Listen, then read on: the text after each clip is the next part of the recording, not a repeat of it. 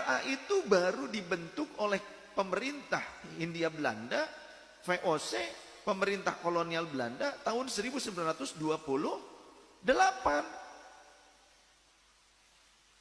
Ya. RA itu baru dibentuk, baru ada, disahkan, ditandatangani oleh pemerintah Hindia Belanda. Ya, ini disahkan oleh pemerintah kolonial Belanda di saat zuriyah Rasul, Ahlul Bait Rasul dari keturunan Wali Songo selalu melawan kepada Belanda, selalu mengerahkan gerilya untuk memberontak kepada pemerintah Hindia Belanda. Apa yang disampaikan oleh Sayyid Alwi ini betul-betul membuat seluruh badan ini ngilu. Terasa panas. Saya bisa membayangkan seperti apa perasaannya Bahar Smith CS mendengar sejarah yang begitu gamblang dibuka lebar di permukaan dan membangun kesadaran para pribumi bahwa betapa selama ini banyak sejarah yang tertutup. Dan hari ini oleh Allah Subhanahu wa Ta'ala melalui orang-orang yang jujur, orang yang amanah, orang yang berintegritas, sebagaimana yang disampaikan oleh salah satu suryat dari Wali Songo ini, membuka mata batin kita semua bahwa sesungguhnya memang apa yang terjadi hari ini adalah efek dari perilaku buruk mereka pada masa-masa yang lalu.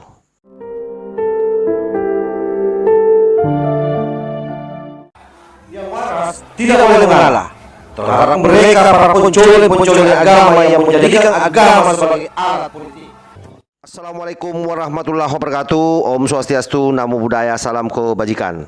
Kembali bersama Tolang 9 dari Buta Pandita Lopi Kabupaten Bulukumba.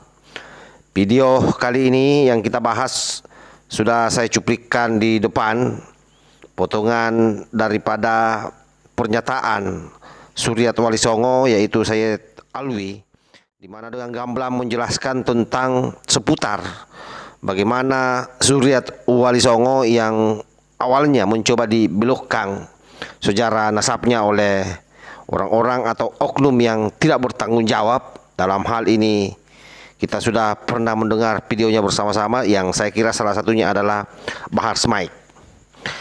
Lalu kemudian beliau dalam hal ini Sayyid Alwi meluruskan hal tersebut, dan saya kira sejarah memang harus diluruskan.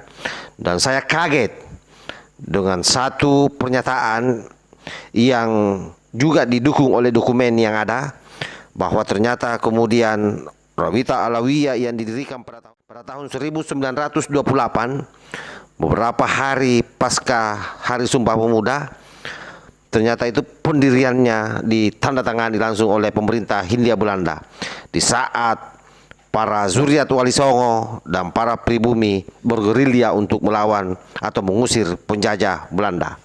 Saya kira dari informasi ini kita dapat menangkap hikmah di balik semuanya, bahwa kalau pada hari ini kemudian ada orang yang menari-nari di atas sejarah bangsa Indonesia dan selalu meletakkan leluhurnya sebagai pejuang, itu saya kira terbantahkan dengan sendirinya dengan apa yang disampaikan oleh Sayyid Alwi ini.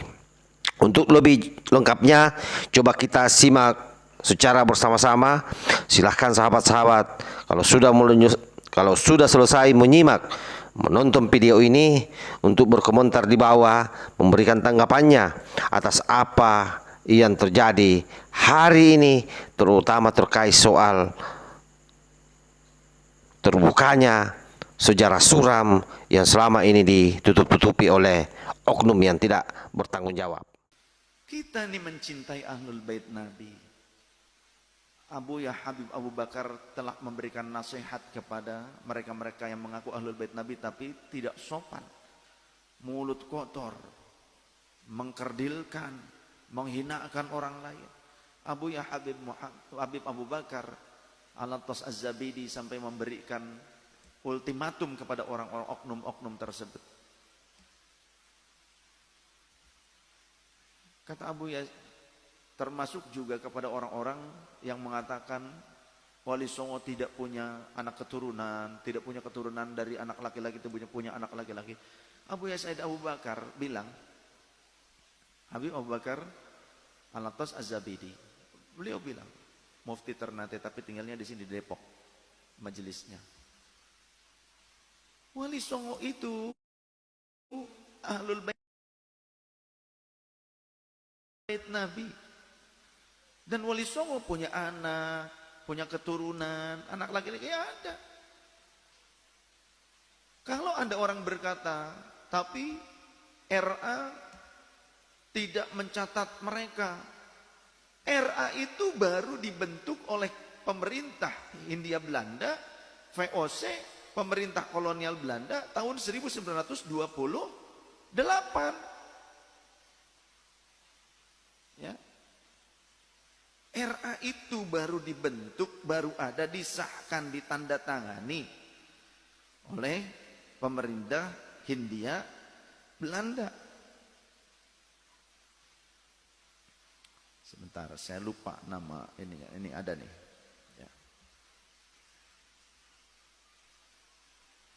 RA Rabithah Alawiyah adalah satu organisasi massa, ormas Islam. Kemudian tipenya LSM, Lembaga Swadaya Masyarakat. Organisasi massa Islam yang bergerak menghimpun WNI keturunan Arab. Organisasi ini berdiri pada tanggal 27 Desember 1928. Tidak lama setelah Sumpah Pemuda. Organisasi ini didirikan dan disahkan oleh pemerintah Belanda berdasarkan akta notaris Mr. A.H. van Ophuijsen nomor 66 tanggal 16 Januari 1928 dan mendapat pengesahan dari pemerintah Belanda pada tanggal 27 Desember 1928 atau 1346 Hijriah yang ditandatangani oleh G.R. Ed Brink, sekretaris pemerintah Belanda.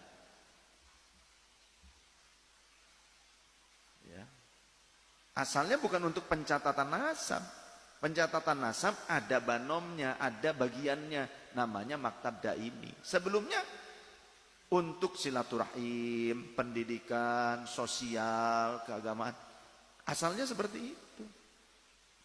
Ya, ini disahkan oleh pemerintah kolonial Belanda di saat zuriyah Rasul Ahlul Bait Rasul dari keturunan Wali Songo selalu melawan kepada Belanda, selalu mengerahkan gerilya untuk memberontak kepada pemerintah Hindia Belanda. Maka keturunan Rasulullah dari keturunan para wali yang menjadi pejuang kemerdekaan, melawan para penjajah ini, mereka tidak mau mencatatkan nasab keluarganya.